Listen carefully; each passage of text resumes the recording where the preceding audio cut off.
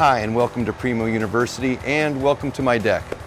We're at my home today. We're actually going to be cooking on my grill, and today's class is going to be about two-zone cooking. Now, if you're not familiar with the two-zone cooking method, it's the ability to cook with two distinct cooking zones. You can grill direct and indirect at the same time. Primo's patented oval design allows you to do that far more than any round ceramic grill. So in this video class, what we're going to do is I'm going to demonstrate the grill, give you a few tips on cooking, and then we're going to end the class with one of my favorite things to do, which is actually cook. We're going to do a little bit of surf and turf. We're going to do ribeyes and some shrimp and really show you the benefits of two-zone cooking. So let's get started. The first thing I really want to show you is Primo's patented oval shape. Now we call it an oval design, but it's really two round grills that intersect each other, and that's what gives you those two distinct zones. Now let's look inside the grill. I'm going to take the cooking grates out right now, and to eliminate a lot of the questions that some of you may have, you know, all the grills are pristine, they're all brand new. Well, this is my personal grill. It's got about 400 cooks on it. You're going to see that black patina that's on the inside of the ceramics. For the purpose of this video, I've gone ahead and just put a new firebox in. So as you can see, you've got two distinct zones. I've got the firebox divider inside. Now, the first most popular method that most people use is they load this side with charcoal, they heat it up, and they have the indirect side. It doesn't require any other accessories at all. Another popular one that I really like, and that's what we're going to do today, is I'm going to load the charcoal both sides, but I'm going to add the heat deflector racks and plates on one side. The benefit of that is while you're cooking direct on this side, you're getting all that conductive heat from that heated ceramic plate that's right there. So what we're going to do now is we're going to load up the charcoal into the grill. We're going to light it. We're going to wait about 5 to 7 minutes and really let that grill heat up a little bit. So I've gone ahead and added a full load of charcoal to both sides of the grill. I've lit it in two places on each side using Primo's quick lights. We're going to leave the dome open for 5 to 7 minutes. After I close that, I'm going to give you a few tips on cooking. We're going to let that ceramic get that heat wash, get it fully loaded up with heat, and then we're going to be ready to cook. All right, it's been enough time for the charcoal to heat up. I'm ready to put the heat deflector plate in.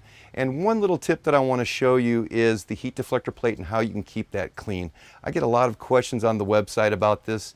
And what happens is that when you leave the heat deflector plate just as it is, because it is porous material, you do get food drippings that can be absorbed into it.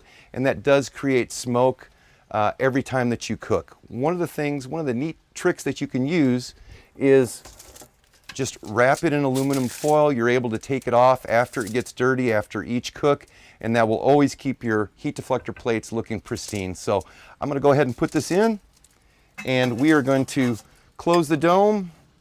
I'm going to open up the draft door all the way. I want that heat to really start to rise. We're going to go up to about 375 degrees, and that's going to take about another 10 minutes or so. All right, I'm going to go ahead and open it, and we're going to take a reading on the direct and indirect side. Now on this indirect side, I'm shooting it with the laser.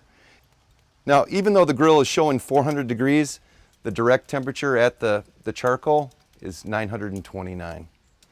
Now, when you come over to the indirect side, I'm going to shoot that heat deflector plate, and we're showing 258 degrees. So that's really the difference between the direct and indirect side. All right, now we're at my favorite part, the time to cook. Let's take a look at the food that we're going to be cooking today. I've got two well-marbled boneless ribeyes, and what I've done is I've used Primo's bourbon whiskey twist seasoning rub. I put it on both sides, let the steaks come up to room temperature. That's really the best way to cook and grill a thick piece of meat. And then I've also got some shrimp, and I have just dusted that with Primo's Tupelo Honey Crunch. Now, that is made for pork, but it's so versatile. You can use it on poultry and seafood. It's kind of a sweet, but it gives you a little bit of heat too. So let's go ahead and put these on the grill. We've got that 400 degree temperature that we've been wanting. And the great thing about two-zone cooking is that you can add both of these at the same time.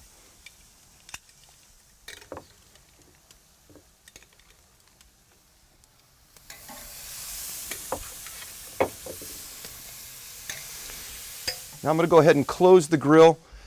What we're going to do is, because those steaks are about an inch thick, we're going to let them go about 3 to 4 minutes on the first side. Then we're going to flip them, and the shrimp can just sit there and roast, and then we're going to move it over to the direct side and just give it a little bit of a char before we pull it off. So I'll see you in just a few minutes. All right, so it's been about 4 minutes. What we're going to do is go ahead and flip those steaks and check on the shrimp. Everything's looking good.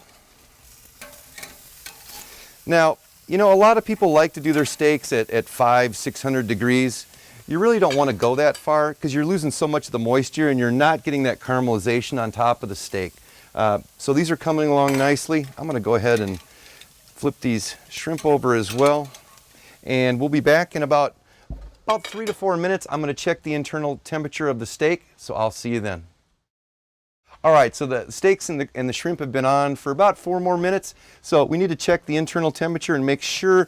I like mine medium rare. So I want it to be about 125 to 130 right now.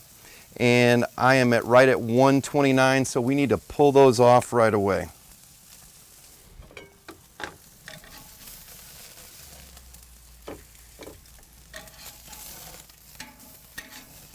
Oh, that looks great. All right, and then I'm just going to move the shrimp over just for about 30 seconds or so, just to put a little bit of char on that. Now, one of the important things that you want to do is you want to rest the steaks. That allows the internal juices to really redistribute throughout the steak so it doesn't bleed once you start to cook it. Now, you can use aluminum foil. What I'm doing is I'm just placing a plate over it, and we're going to let that sit there for about 3 to 4 minutes, and that'll let that just turn out to be extremely juicy.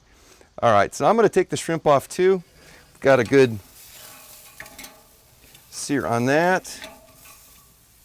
And one little trick, you may have seen it in the other videos with John, is that I do use 2 skewers. That keeps the meat from flipping around. So now that we're done cooking, I'm going to go ahead and shut the top vent to extinguish the fire, and along with the draft door. That'll take about 90 minutes to 2 hours to close down. We're going to wait for those steaks to rest for just a few minutes.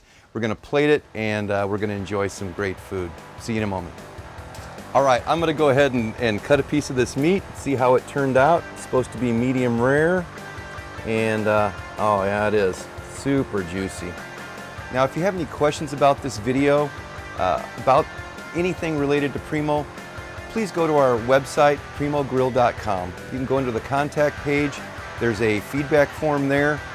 There's a lot of great information on there about our grills, accessories.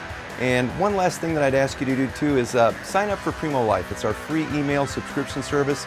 It gives you updates, recipes, tips on cooking, just about anything that will help you get the most out of your Primo grill. Thanks for watching.